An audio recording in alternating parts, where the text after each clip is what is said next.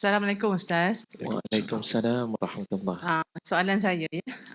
Tadi dah di-sharekan di bulan Ramadan ni lah kita bersemangat nak buat segala kebaikan ya. Kita ada masa nak buat.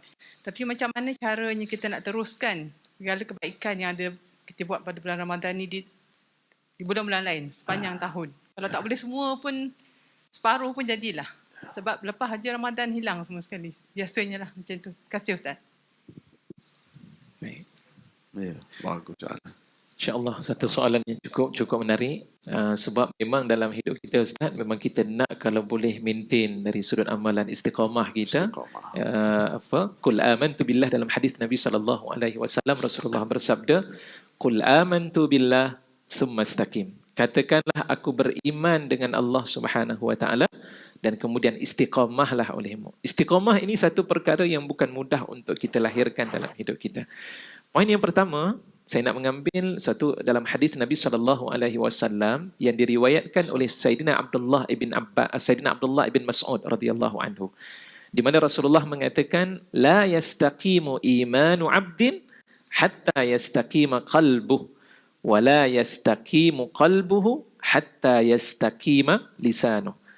Iman seseorang hamba itu dia tidak akan berkekalan istiqamah, melainkan apabila hatinya itu beristiqamah kepada Allah Subhanahu wa taala, dan hati yang ada pada diri seseorang yang beriman itu tidak memungkinkan akan terus berkekalan dan beristiqamah, melainkan apabila lidahnya beristiqamah kepada Allah Subhanahu wa taala. Punca kebaikan dalam kehidupan kita ini dia berpunca daripada mulut kita. Dan sebab itu Rasulullah juga pernah bersabda, "Man yadmanu lima baina lihyaihi wa ma baina fakhidhai admanu lahul jannah." Siapa yang boleh beri jaminan untuk menjaga mulutnya dan juga dua kemaluannya di antara dua pahanya itu, iaitu merujuk kepada kemaluan, aku jamin kepadanya nanti masuk dalam syurga Allah Subhanahu wa taala. Subhanallah. Mulut kita jaga selepas tamat Ramadan. Ni kadang-kadang Ramadan memang kita jaga baca Al-Quran. Subhanallah. Tadi Ustaz dah sebut dengan zikir yang disebutkan. Subhanallahi wa bihamdihi adada khalqihi wa ridha nafsihi wa zinata arshihi wa midada kalimati. Kita duk sebutlah zikir tersebut, baca. Masuk habis saja Ramadan, intiha Ramadan berakhir ketika itu. Waktu itu hilang ucapan tersebut. Mana perginya? Entah ke mana, ya, pergi ke tempat lain. Dan destinasi itu ditempatkan nanti masuk Ramadan akan datang. Subhanallah. Maka akhirnya akan menjelmakan kepada kita kembali kepada perkara yang asal. Sebab itu kalau boleh, apa yang kita dah amalkan ini teruskan. Ucapan walaupun mudah, tak apalah, tidak seberat mana pun tidak menjadi masalah. Yang penting istiqamah biarpun sedikit. Ya, wa in qalla, dalam hadis Rasulullah SAW, kita nak yang sedikit itu daripada banyak tiba-tiba tidak dapat dikekalkan. Biarlah dalam keadaan sedikit kita dapat mengekalkan yang sedikit tersebut, antaranya dengan zikir-zikir yang kita sebutkan. Sebab zikir inilah yang memberikan kekuatan pada hati. Kalau diri kita secara zahirnya kita tak kuat, sekarang ni rasa ya Allah lemah Ustaz, sebab itu kita punya program ni sejam je Ustaz. Lebih daripada sejam tu dah memang itulah di antara perkara yang berlaku dalam diri kita. Tengok jam. Saya tak setuju lebih pada sejam sebab air tak sedia. Letih juga. Memang itu kelemahan yang berlaku. Makana al-insanu dha'ifa. Manusia ni Allah Subhanahu wa taala jadikan dalam keadaan serba lemah dalam kehidupan kita. Nah, para hadirin yang dikasihi dan dirahmati oleh Allah Subhanahu wa taala, atas kelemahan itu kita gunakan sedikit daripada kelebihan yang Allah berikan kepada kita. Hafal dan amalkan zikir-zikir yang mudah-mudahan dengan zikir tersebut dia memberi kekuatan kepada hati. Kalau jiwa diri kita secara zahir kita perlukan kepada makanan dan minuman untuk memperkukuhkan kembali kekuatan yang ada pada diri kita, maka hati kita juga dia memerlukan makanan. Makanan pada hati itu adalah zikrullah. Dan apabila hati kita berzikir pada Allah, insya-Allah kita akan beristiqamah kepada Allah Subhanahu wa taala. Itu yang pertama. Yang kedua, saya nak mengambil sebab bila disebut dalam hadis tersebut dia berkait dengan hati Ustaz. Yang mengekalkan kita menjadi baik adalah hati kita. Yang menjelmakan kerajinan dan motivasi pada diri kita untuk beribadah dengan amalan-amalan yang begitu banyak dalam hidup kita juga berpunca daripada hati. Maka saya nak sebut ada suatu kata-kata yang disebutkan oleh Imam Nawawi dalam kitabnya At-Tibyan fi Adabi Hamalatil Quran. Beliau menakalkan ucapan daripada Imam Ibrahim ibn Khawwas radhiyallahu anhu. Beliau kata apa? Hati ni dia perlukan kepada ubat.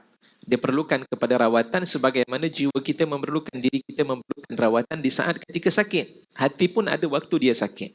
Dan dia perlukan kepada rawatan itu dengan 5 perkara. Dawaul qalbi khamsun. Ubat penyakit kepada hati itu ada 5. Yang pertama, seperti mana saya sebut tadi, dengan mulut kita, dan mulut kita yang terbaik kita tuturkan ayat-ayat Allah. Tilawatul Qur'ani bitadabbur. Kita baca Al-Quran dan tadabbur akan setiap ayat-ayat suci Al-Quran. Baca Al-Quran ni bagus. Allah bagi pada kita pahala yang berlipat kali ganda. Ya, dan pada saat yang serupa dia bagi syafaat. Tapi yang lebih bagus itu kita nak memahami isi kandung yang ada di dalam Al-Quranul Karim supaya kita faham apa sebenarnya peranan kita bila Allah Subhanahu Wa Taala mewujudkan kita ini di muka bumi ini. Kita ni manusia yang hina, tuan-tuan dan puan-puan sekalian.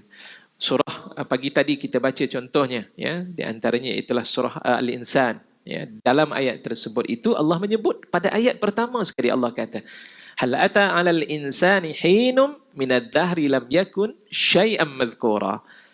Manusia sebelum ini, sebenarnya manusia ini bukanlah merupakan makhluk yang disebut-sebut dan dikenali semasa kita berada di muka bumi ini. Kita adalah makhluk yang tidak pernah dikenali oleh makhluk-makhluk yang lain. Tapi Allah mengangkat diri kita menjadi makhluk yang begitu dimuliakan oleh Allah seperti mana Allah sebut dalam surah Al-Isra. Ya, walaqad karramna bani Adam. Manusia itu dimuliakan oleh Allah dan diberikan pelbagai bentuk kelebihan-kelebihan oleh Allah Subhanahu Wa Taala. Kita baca Al-Quran, tadabbur isi kandung yang ada di dalam Al-Quran, itu akan membina kekuatan pada hati kita. Pertama, dan yang kedua disebut dengan nama khala'ul batni, kosongkan perut, yang memberikan maksud berpuasa. Alhamdulillah kita berpuasa ni. Jadi kena sambunglah. Ustaz nak maintain bagaimana? Kita sambung nanti selepas daripada selesai Ramadan. Masuk kepada hari raya pertama, janganlah puasa. Nanti masuk kepada hari yang kedua, sambung sehinggalah sampai kepada 6 hari kita lakukan yang disebut dengan nama puasa 6 di bulan Syawal, kerana dia menyerupai seumpama kita puasa setahun dalam amalan-amalan yang kita laksanakan. Lakukan sebab apa? Dia nak menyembuhkan hati kita. Dan kemudian yang ketiga, iaitulah Qiyamil Lail. Ramadan kita dapat buat Qiyamil Lail. Sekurang-kurangnya selepas Ramadan nanti, paling tidak pun dapatlah 2 rakaat ataupun buat solat sunat witir sebelum kita menunaikan solat subuh. Maknanya bangun awal, kita bangkit, tunaikan solat sunat, sekurang-kurangnya kita dapat menghidupkan malam tersebut. Kerana Qiyamil Lail adalah ibadah orang-orang soleh yang terdahulu. Bahkan disebut dalam hadis riwayat daripada Imam At-Tirmizi bahawa Qiyamil Lail ini mutridatun lidda'. Dia dapat menghapuskan dan membuang penyakit-penyakit yang ada dalam diri kita. Mudah-mudahan penyakit kita akan dapat dibuang dengan Qiyamil Lail. Dan seterusnya yang keempat disebut dengan at-tadarru' fis sahar. Merayu kita kepada Allah Subhanahu Wa Taala. 1/3 malam yang terakhir itu adalah waktu yang mustajab. Doa kita seperti mana kita berpuasa sebelum berbuka, doa yang mustajab. 1/3 malam yang terakhir itu juga adalah merupakan waktu yang diistijabahkan oleh Allah. Allah mendengar. May yas'aluni fa'u'ti, siapa minta pada aku beri. May yad'uni fa'astajibulah, siapa yang doa pada aku akan kabulkan. May yastaghfiruli fa'aghfirulah, siapa yang minta ampun pada aku akan ampunkan. Yang bagi tahu Allah memaklumkan pada kita, bukan manusia. Manusia ni kadang-kadang dia kata-kata, akhirnya tak jadi juga apa yang dia nak berikan. Tapi Allah, bila Allah memberikan kepada kita tawaran tersebut, Allah janji, dan janji Allah tidak akan dilanggar ataupun dikhianati ketika itu. Jadi ambil peluang tersebut, tadarru', merayulah pada Allah, menangislah pada Allah Subhanahu Wa Taala, mintalah selalu pada Allah di waktu tengah malam tersebut. Dan yang terakhir, ustaz 4 tak mampu. Baca Quran pun tak mampu, nak tadabbur ustaz. Nak berpuasa pun tak mampu. Apa lagi? Nak Qiyamil Lail lagilah tak mampu. Kemudian nak tadarru' fi sahar pun tak mampu. Yang kelima disebut dengan mujalasatus salihin. Wujudkan grup-grup yang baik ni. Orang-orang yang soleh ni kita ambil jadi grup kita, jadi ahli kita. Bukan bermakna kita buat kelompok ustaz. Tak. Tujuan kita nak melahirkan orang-orang yang baik dalam kehidupan kita. Nampak saja orang yang soleh, dekati mereka, duduklah bersama dengan mereka, kerana ada kebaikan yang Allah berikan. Pertama, dia akan memotivasikan kita untuk beribadah. Tengok kawan kita puasa, Allah. Akhirnya kita yang malu-malu Allah tadi pun berpuasa bersama dengan mereka. Tengok dia duduk bersama dengan kita ketika berzikir. Waktu itu biasanya habis sahaja solat, memang kita buka handphone kita dan kemudian pergi. Tapi duduk dengan orang yang soleh, diingatkan pada kita kelebihan tersebut. Akhirnya malu Allah kita nak bangkit ketika itu dan kita duduk bersama dengan mereka. Wujudkan kelompok yang baik. Orang yang baik ini, dia yang akan membantu kita pada hari kiamat kelak. Al-akhillau yawma idzim ba'duhum li ba'din aduwwun illal muttaqin. Teman-teman yang baik, al-akhilla. Akhilla ni dia adalah merupakan jamak daripada kalimah khalil. Nabi Ibrahim AS dapat gelaran tersebut, Khalilullah. Khalil ini teman yang cukup-cukup baik, rapat dengan kita. Tapi pada hari kiamat kelak nanti, walaupun dia teman yang baik, makan satu meja, tidur sekatil, mungkin dulu, ya, ataupun mungkin di mana sahaja waktu yang kami bersama dengan mereka. Hari kiamat mereka akan melarikan diri, tapi yang duduk bersama dengan kita, iaitulah orang-orang yang bertakwa. Teman yang baik daripada kalangan orang yang bertakwa, dia tidak akan lari, dan dialah yang akan menjadi orang yang akan mempertahankan diri teman-temannya daripada dimakan api neraka Allah Subhanahu wa taala. Wallahu a'lam.